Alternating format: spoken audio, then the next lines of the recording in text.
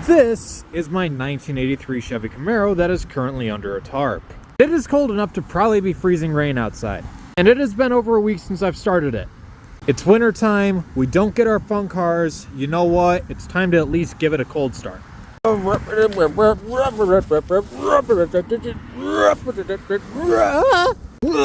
at least that still works.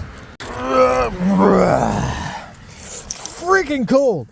Where's the key? Where's the key? There's the key.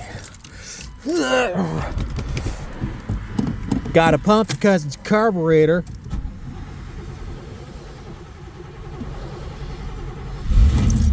Woohoo!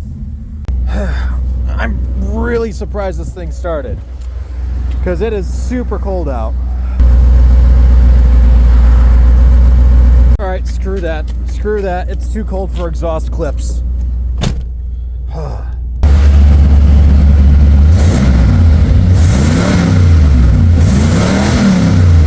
Can you tell I miss this car?